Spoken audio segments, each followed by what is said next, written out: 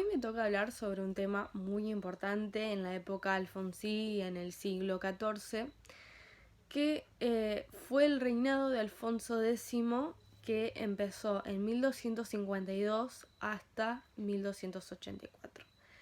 Fue un periodo de intensa actividad tanto científica como literaria, dirigida por él mismo. Aún seguía siendo infante, o sea, infante quiere decir que es un hijo legítimo del rey, no heredero directo del trono, y patrocinó la versión al castellano del Lapidario 1250, Calila Edina 1251, y apenas hereda el trono, redacta el Centenario. En torno a su monarquía se dan la bienvenida a los jugladores, trovadores, jurisconsultores, historiadores y hombres de ciencia.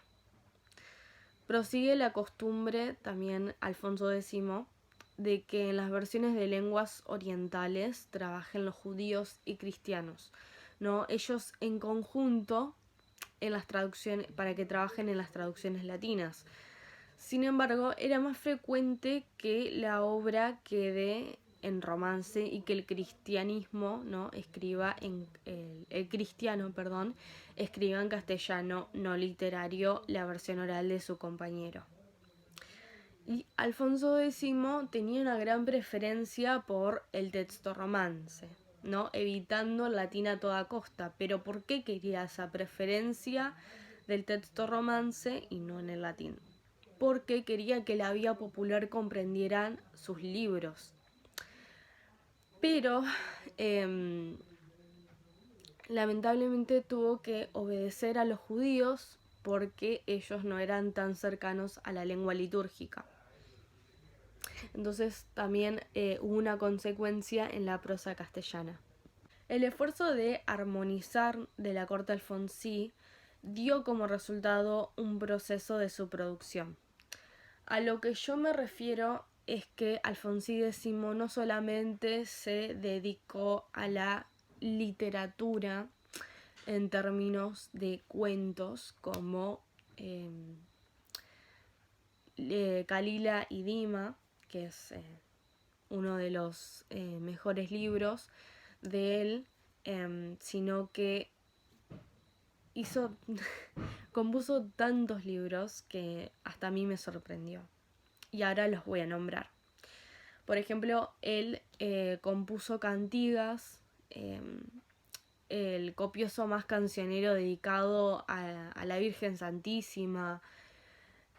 Compuso obras jurídicas que culminan en el admirable Código de las 7 partidas, que acá están algunas imágenes sobre estos libros tan importantes de él. Compuso una historia de España, la primera crónica general, compuso otra universal, la general historia, compuso tratados de astronomía, mineralogía y astrología. Las obras se llaman Saber de Astronomía, Lapidatorio y Libros de las Cruces. Compuso obras de juegos y entretenimientos, libros de ajedrez. Compuso, una serie de traducciones y adaptaciones, ¿no? Si no proceden todos directamente del rey sabio, fueron hechas siguiendo su ejemplo, ¿no? En la corte o fuera de ella. Muerto Alfonso X, continuó la labor iniciado por él, y algunas de sus obras se acabaron durante los reinados de los sucesores. Hubo una cierta diferencia entre unos y otros que nos ilustra acerca de la fijación de la lengua a lo largo del reinado de Alfonso X. Por ejemplo, sus obras más destacables como el Libro de las Cruces, que contiene aragonesismos y occitanismos, ¿no?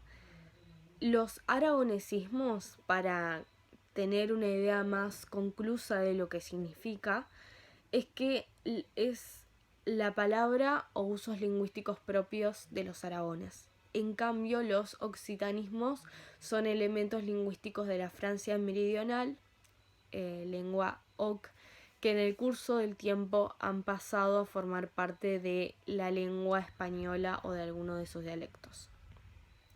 También su obra conocida es Crónica General, que está compuesto en el año 1270 y tienen arcaísmos que no aparecen con tanta intensidad, por lo menos en aquella época.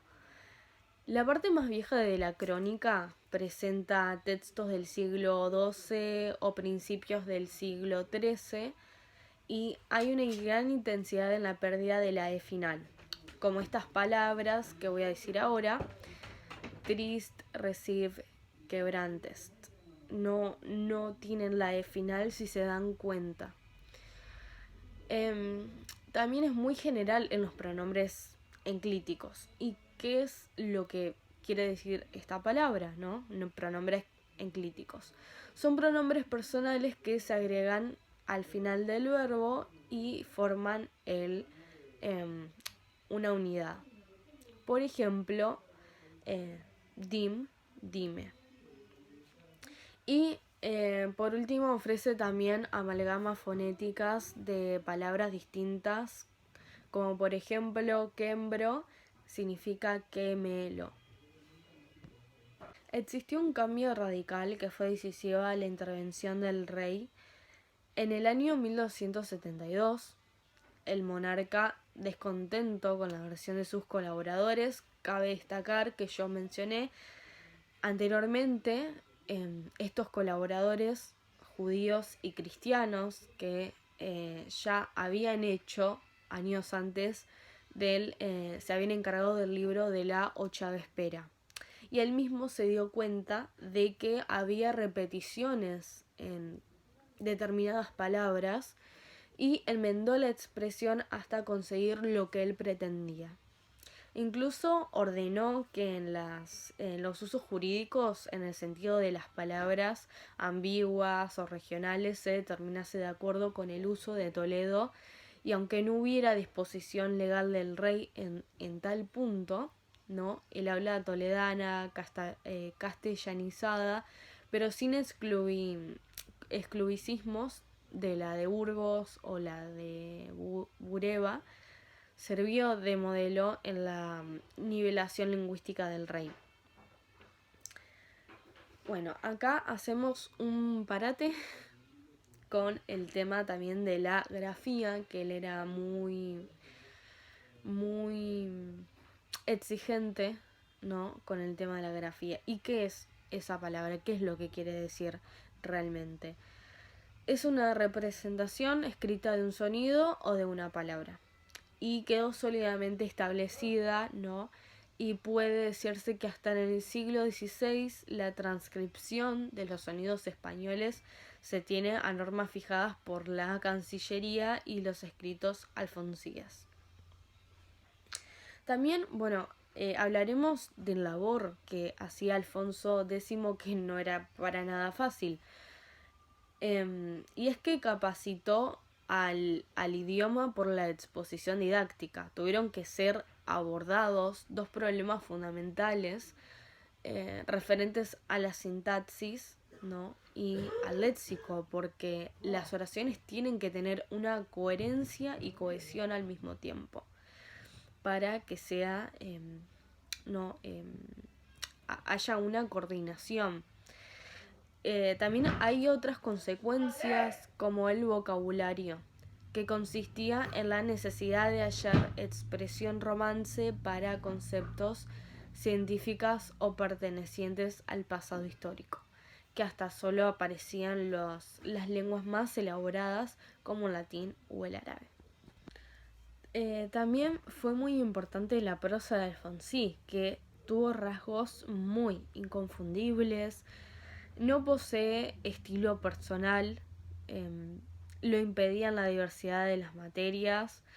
También tenía carácter de vasta compilación, tenía un gran esfuerzo por amoldarse al estilo de sus diferentes fuentes, porque si bien él no solo escribía cantigas, poesía, sino que él se iba más allá de todo esto.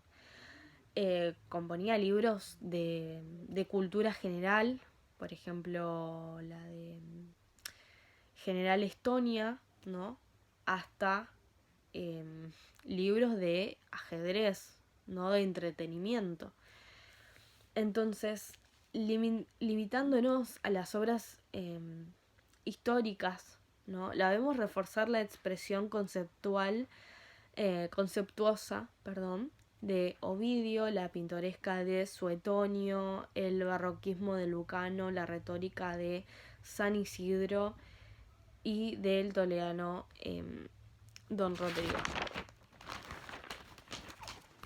Y a eso, luchando con la necesidad de aclarar a los lectores, pudiera resultar oscuro y con dificultades de una lengua literariamente incipiente para reproducir el arte de lenguas muy elaborados. Bueno, y hablaremos también la herencia de Alfonsín, que fue de 1284 hasta 1320. Lamentablemente, muerto Alfonso X, quien murió el 4 de abril de 1284 en el Alcázar Sevilla. ¿No? El trabajo de sus escuelas disminuyó en intensidad y redujo su campo de acción. Su hijo, quien heredó toda la riqueza, el trono básicamente, fue Sancho IV, llamado el Bravo, y fue rey de Castilla entre 1284, claramente, hasta 1295, hijo del rey X. Y él no se sintió atraído por la ciencia arábiga ni continuó la ambición que tenía, ¿no? La historia universal al que su padre había emprendido, y concentró su interés en dar a su heredero, o sea, enseñanzas prácticas sobre conducta y gobernación, en preocuparse de un vedemecum. ¿Y qué es lo que significa esta palabra? Es un captapacio en que los niños llevaban sus libros y papeles a la escuela, que condensara los saberes reconocidos sobre Dios y el mundo. Así que reajustó los textos y materiales alfonsíes sobre el pasado de España.